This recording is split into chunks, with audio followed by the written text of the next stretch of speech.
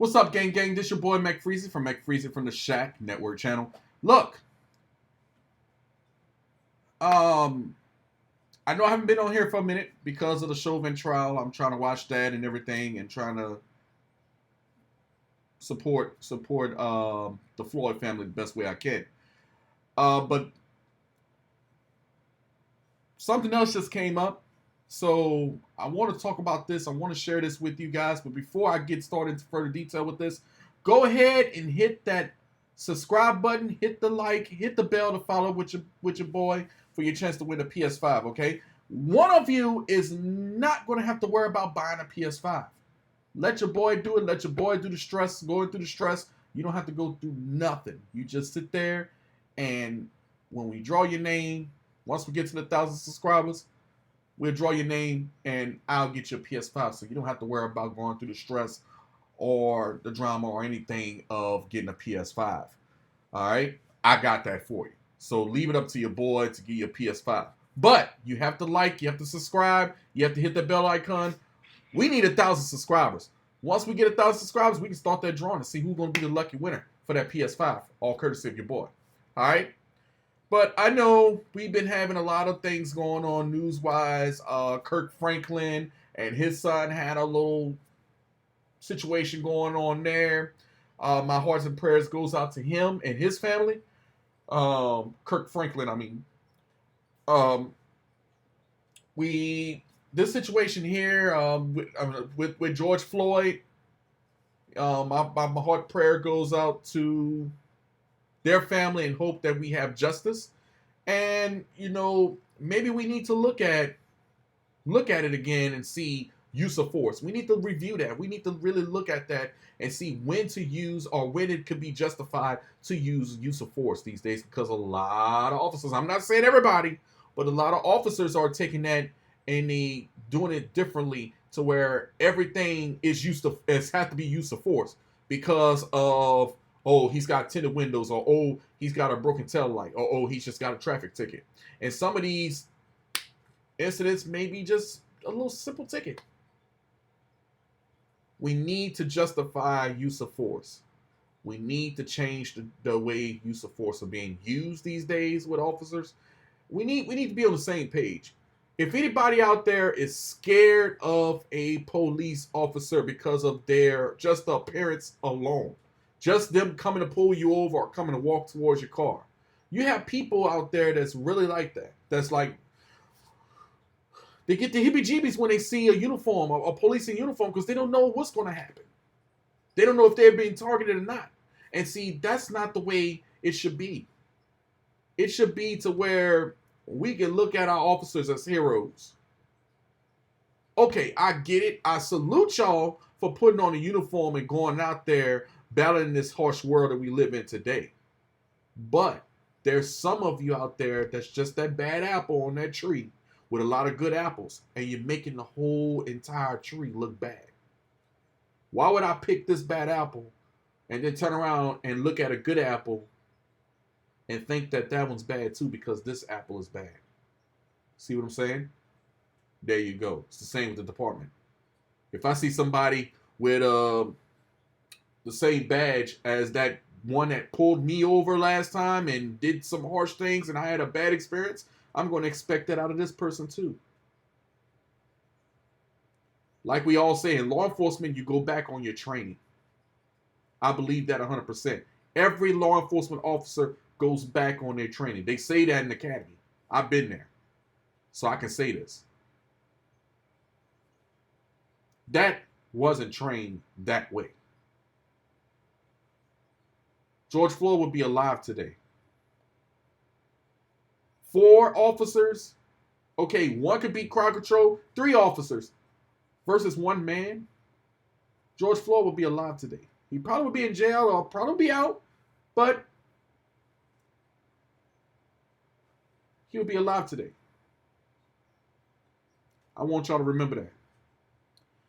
But beyond that, the trial is going on as we speak. And my prayers and my hearts goes out to this family and everybody else that's been affected by law enforcement the wrong way. My hearts and prayers go out to you. And hopefully justice will be served. And that way we can look at the use of force and how it's being done When can it be used and stuff like that. We need to stop this violence. We need to stop this crime in effect. But the situation at hand, you got this lady behind me. I'm pretty sure that she's just by. I mean, I listened to a little piece of it, but I didn't. This is my first time reviewing it. This is, I think, the niece of a comedian, legendary comedian named Rickey Smiley. Everybody know who's Rickey Smiley is. Rickey Smiley Morning Show. He does a lot of stuff on Comic View. You remember BET Comic View? He did a lot of comedian. I mean, he's a big time comedian. He's up there with Cedric the Entertainer, Steve Harvey. The list goes on and on. Bernie Mac, D.L. Hughley. The list goes on and on. A little bit about Mr. Smiley, which you're going to see in this video as well. He made a video. I guess he made a video before this one actually took place, which is an allegation against Rickey Smiley. She's trying to accuse Rickey Smiley of causing the nephew's death. Okay. Which I tell people all the time, when someone has the decency of taking someone in, okay, and trying to turn a life around. My question to you as a community, and you can comment what your beliefs here, I don't care. I love that. Please comment. This is the question for you guys, and we're going to watch this video. If you was to take somebody in, a loved one of your family, no matter who it is, and because you see them doing bad, and nobody's not doing nothing for them. You take them in, you try to turn their life around to make it seem like, okay, you got yourself a chance. You go and you help them, you get a job for them, and you just give them a coach like, hey, clean yourself up, man. I got some clothes for you to wear and stuff like that. You take them out their comfort zone, okay? You move them to another spot where they've never been at before, and you be like, okay, I got you a job. Look, you can start tomorrow. All you gotta do is just maintain yourself. Keep yourself up. Okay? Whatever that person probably was going through, probably didn't tell that person, or probably didn't tell you what he was going through, and okay, he commits suicide. What would you think? Would you blame that person that's trying to help him out for his death? Comment. We're going to go ahead and watch this video. That's the question for you. We're going to go ahead and watch this video because that's exactly what's going on with Rickey Smiley right now. So we're going to watch the video. We're going to talk about it a little bit more. Go ahead, hit that like, hit the subscribe button. We need 1,000 subscribers. Remember that. Also, hit the bell to follow with your boy. Comment, please. Please, everybody, comment what you think about this video and also the question I asked you earlier. Would you blame your family member for another family member's death because they took them in and tried to turn their life around? All right, let's watch the video. It was a video sent to us by Rickey Smiley. That's who he was referring to in his video, my brother. We know Rickey through marriage. My mom was married to his uncle. So that's how our families became connected. And growing up, Ron was exposed to a different side. He was in Rickey's life and whatever. So they had their own connection. And for whatever reason, it went wrong. And Ron was no longer around Rickey and all things that came with Rickey. And my brother never got over that. He never recovered from that. For whatever it was, I don't know the connection or what he looked up to Rickey. He never recovered from that. And it played on him mentally. He was always in this state of trying to please him and do things the way he wanted him to do it. And my brother did not want to cut his hair. And he didn't have to cut his hair a job. Because the same God that put you there and got you believing that whatever, how you made it, would have done it for my brother with his dreadlocks and all. It wasn't like he was going for some corporate job and he needed to have a certain appearance or maintain a certain appearance. That wasn't it. And my brother battled with that. He was really thinking about cutting his hair. Really? And that triggered my brother to go and take some pills to numb his pain. And now my brother is dead because he was still trying to uphold his image that Rickey wanted him to maintain. Now,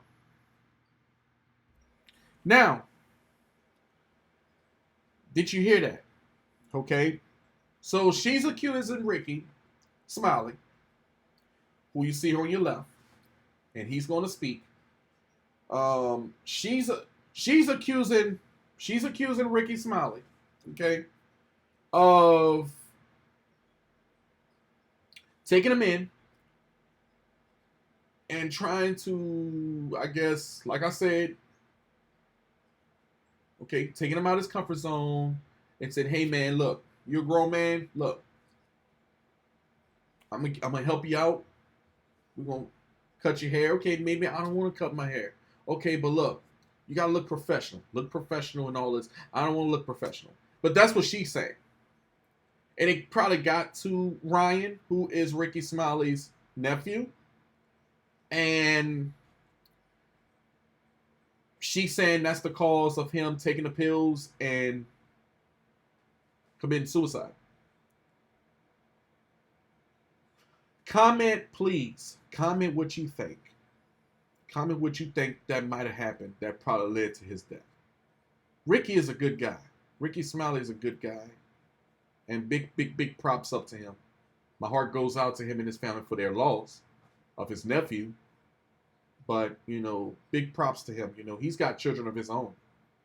And I think they're going to speak too. But let's continue to watch it. Let's see what Rickey has to say about this.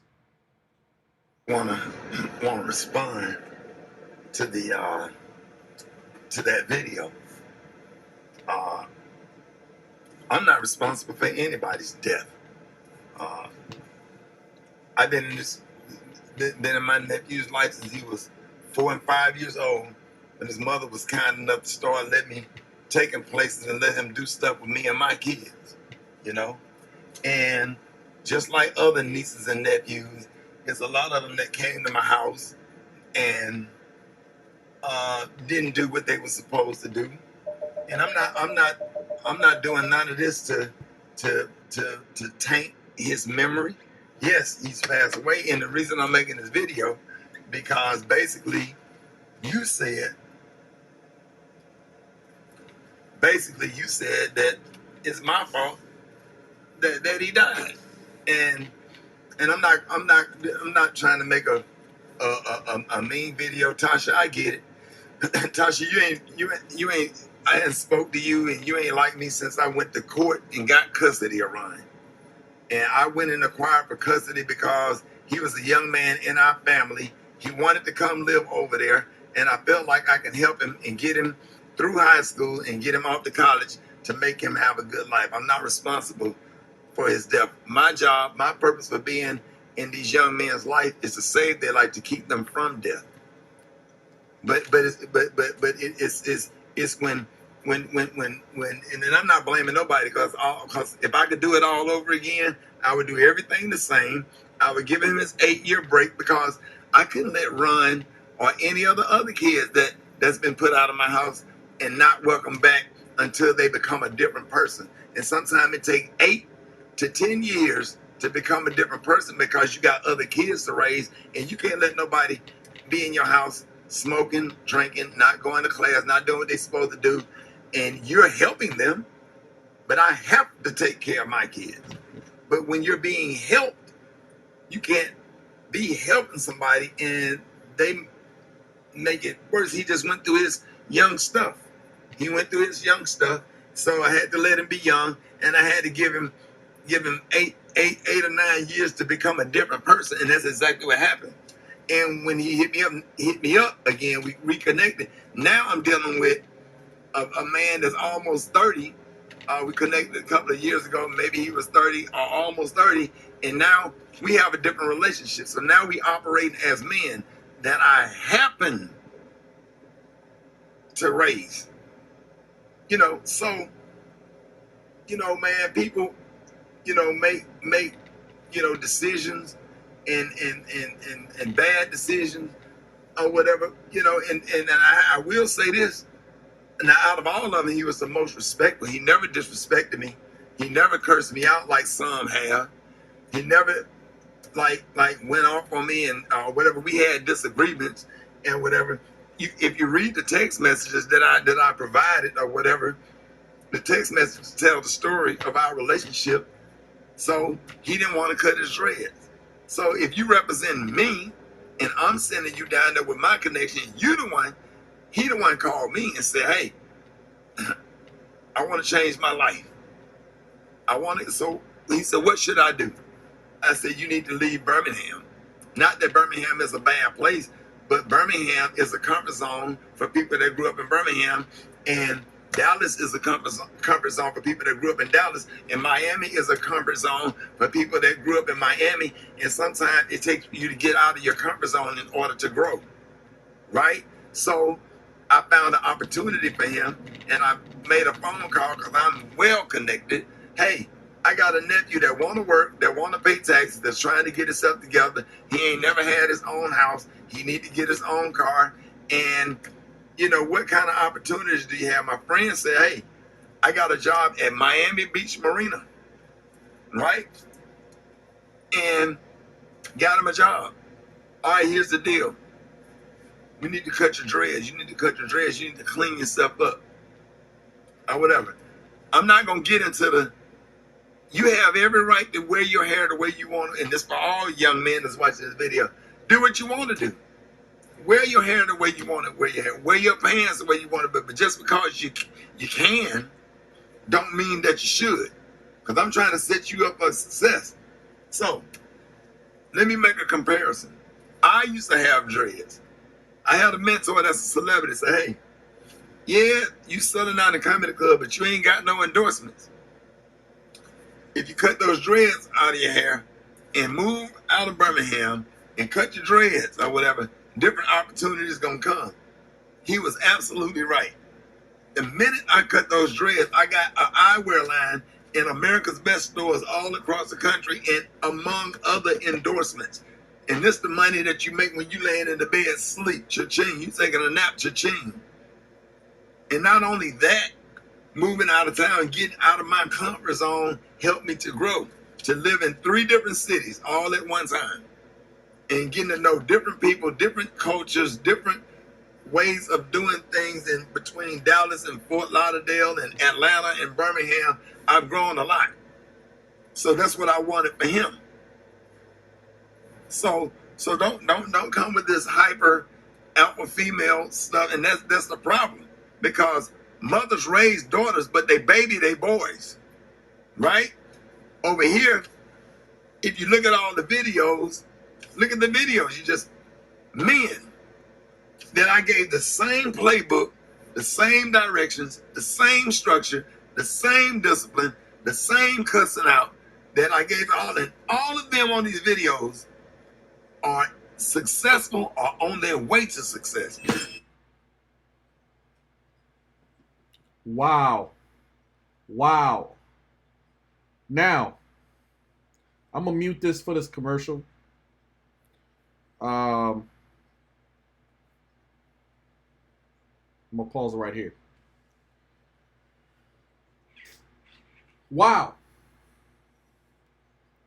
It was like he was talking to me personally. I felt that. I know if I felt that, I know y'all felt that. Y'all felt that. Y'all understand where he's coming from? Y'all understand where he's coming from? And he's right. He is so right. 100% right. You know, there's that saying, it takes a mother to have a boy, but it takes a father to raise that boy. Because mothers can't raise him. A mother can't show a man how to be a man. And that's just the God honest truth. Rickey, wow. You just taught me something. I got kids. Matter of fact, shout out to Monty and Isaiah in Maryland. Shout out to my baby boy Jacoby. Y'all seen him on the stream sometime. Shout out to him. Look, I love my kids every day. I love them. I love them to death. I would die for my kids. But I feel just the same way as Rickey is. I'll help you. But you're not going to come into my house and just disrespect me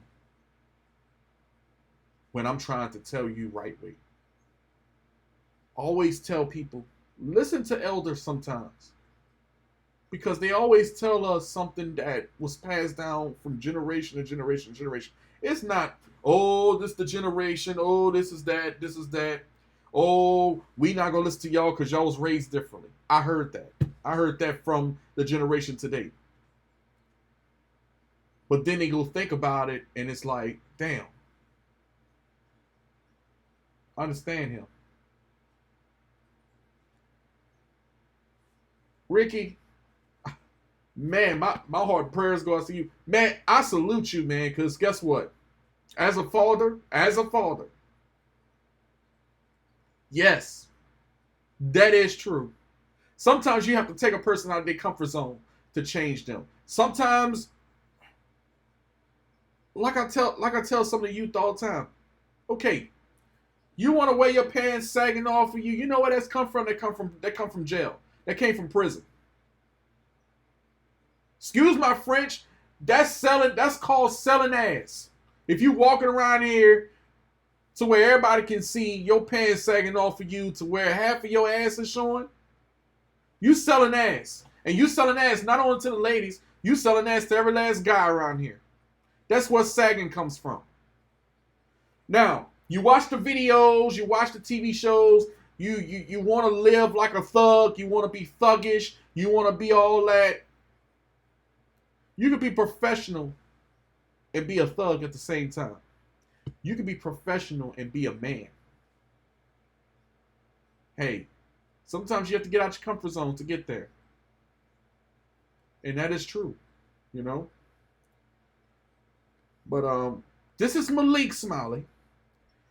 He commented on his dad as well, how he was raised, and let's see what he says. Because it was never easy, you know, it was always tough, it was always frustrating because of, you know, his rules and having to deal with, you know, like you can't wear your hair a certain way, you can't wear, you know, certain type of clothes a certain way, but at the end of the day, it's always for a good purpose, you know, you're not doing that just to pick on people, you know, he never did that to pick on me, and I always thought that he was just picking on me, like, why can't I wear this type of clothes? Why can't I sponge my hair up? Like, and as I got older, I just realized, and I was like, you know, maybe he's trying to do this for, you know, a good reason. Maybe he's trying to help me. Maybe he's not actually my enemy. So, you know, one time I was just like, you know what, just let me give it a try. Let me just try to not, you know, disagree, try to like not disregard what he's saying and try to just take it all in, because the only reason why I did that is because one of my cousins who graduated, he got his master's degree, you know, he making serious money, and he told me, he was like, all I did was just listen to your dad and everything he said. I was like, okay, you know what, let me just try this out. So when I did that, you know, I ended up where I'm at now. You know, I'm in college, you know, I'm trying my best. I'm playing basketball in college. You know, I'm doing my thing as of now, and if it wasn't for all that discipline, all that structure that he had in his house, I wouldn't even be in college right now. I would be in the street somewhere doing my own thing. You know, it's always for a good purpose, and you know, I appreciate it for that. Took a while for me to actually understand and realize that iron sharpens iron, and that actually means that it ain't gonna be all roses and rainbows. It's gonna be some hard talk. You know, he cussed me out over 1 billion times, like, and I had to learn how to not let it get to my feelings. Just try to hear the message. What's going on, Rick, man? Look, I don't even know where to begin as far as expressing my thanks to you, as far as the kind of person that you've been, whether it be from having a grown man conversation with me when I found out that I was a father-to-be, to transitioning into the importance of making sure that if I do have a business, that I run it as professionally as possible. So that's helped me not only begin one business, but we're up to 4 now and running.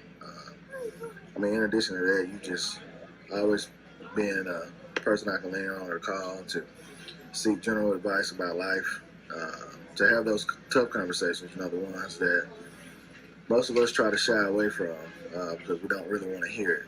I appreciate you not only holding me accountable, but being open to having conversations, even with me, regarding things that are going on in your life, you know, with you as a father and a son, and being supportive in return of the relationship I have with my son. But to say the least, man, you've been awesome. A giving person, a loving person, caring person, the list goes on and on and on. So I can sit here and talk all day about things of which that you've done that I've seen to be beneficial and helping me to become as successful as I am and as successful as I hope to continue to be. See, anybody that bought what I was teaching made it. LeBert Hedgeman is an engineer, graduated from Alabama A&M, Kappa Alpha Psi, or whatever, has his own business where he serviced my service car. He's an engineer, right? So in his later years as an adult, I was able to mentor him. My little cousin Deltrick has a master's degree in English. Brandon Connor graduated Florida State University baseball team. Oh man, what can I say? Came into my life when I was 8 or 9 years old. Since then, you've been like a father figure to me. You've pushed me in so many ways that I didn't think was possible, but never once in a negative way. You came down on me. When you came down on me, it was for the better of me.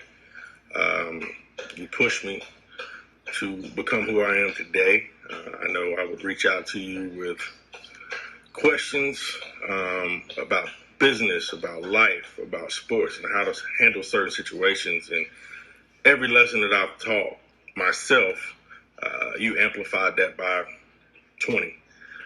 Not only through your words, but your actions as well. You always taught me to be accountable for my actions. Be a man. Just the rules of being a man, you know. Look a man in his eye. Talk to someone with respect. Don't mistreat the janitor at your office. And I've carried that with me throughout life. You know, when I got into, after baseball, when I got into the corporate America world, you taught me how to handle that. You know, again, you pushed me, you challenged me. But you always said that if it doesn't challenge you, it doesn't change you. Man, I love you. I appreciate everything you've done for me, man, and my family, man. It's a blessing to see what you've done in the community, to see how many individuals you've took in and help out, man. It's a blessing. And I just want to speak on your character, man. Just to help out a lot of people and do all the things you've done speaks a lot on your character, man. Because you didn't have to do it. You didn't have to do it, but you took it upon yourself to help out your community. And I know what you see in the youth. You see yourself, and you see the struggles you went through, and you just want to be a helping hand. And that's just a blessing in itself. Just you being in your kid's life and me seeing that, man, is huge on me. Because I know I would like to be there for people as well and help out as many people as you help as well. So you've been a positive impact on my life. because it goes back to you didn't have to do that. You didn't have to be there. You and my dad were good friends, but you didn't have to spend time with me and my brothers. You didn't have to spend time with me. You didn't have to take us in and take us places. You didn't have to do that. But I appreciate you for doing that. And I appreciate all the times and all the memories we got, man. I just want to say thank you, Unc, and I love you.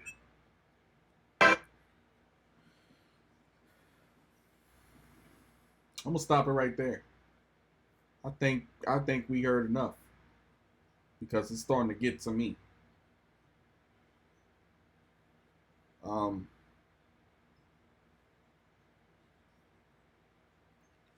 Look, if you're watching this video, and I encourage everybody to watch this video because it has a message. It's a message behind it. I'm like that. Besides my kids, I take in other kids that I don't have to take them in, but I do it.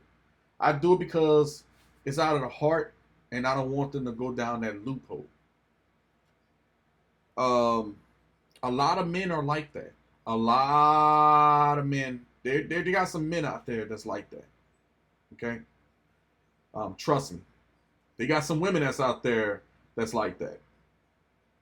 Shout out to each and every one of you that give up your heart, open your doors to a youth that needs directions, and you giving them that direction. Kudos to you. Because we don't want the youth these days to go the wrong road. We've been there. We've been there. We won that t-shirt. We hung it up to dry. We don't want you to go through the same thing that we went through. We want you to be successful. We want you to be better than us. That's why we do what we do. And big props to Rickey Smiley, man. Look at that. That just explains itself, man. And it's more people out there than Rickey Smiley that does this. Steve Harvey is another one.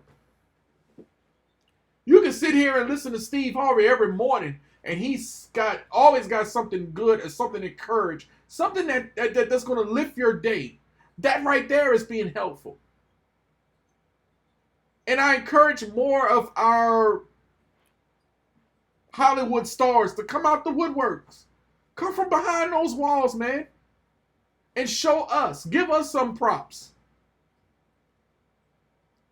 Give us some encouragement. So that way, show us how you got there. So that way we won't make that mistake. We can get there and we can be something better. So where we can come back to you and say, thanks, man. Because of you, this is where I'm at. Because of you, this is who I am. Because of you, this is my life. There's many people like that, like us out there. You can't look at don't accuse us. You know, it was something going on in that brother's life to where he had to take those pills. He probably was going through depression. Who knows? Who knows? Nobody knows but him and God. But don't point your finger at the person that took him in. He didn't have like all I'm saying. He didn't have to take me in, but he did. I got a daddy. A lot of these kids out here don't have a dad. A lot of these kids have dads that's not even involved in their life.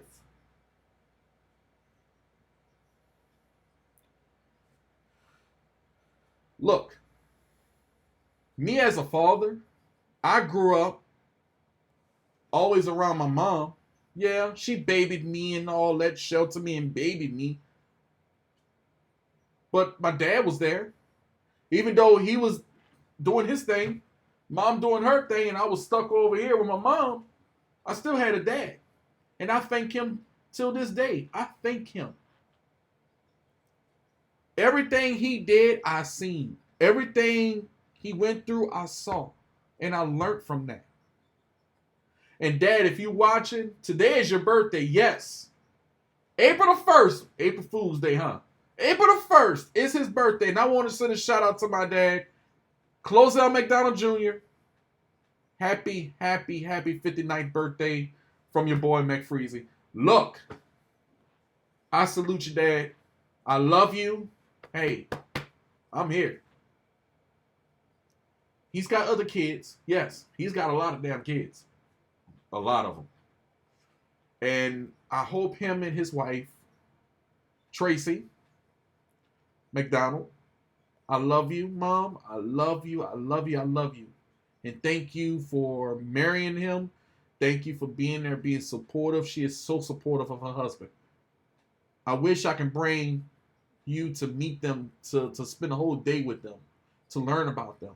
I mean, they went through ups and downs, and a lot of couples go through up and downs. But they learn the real meaning of love, and it goes a long way.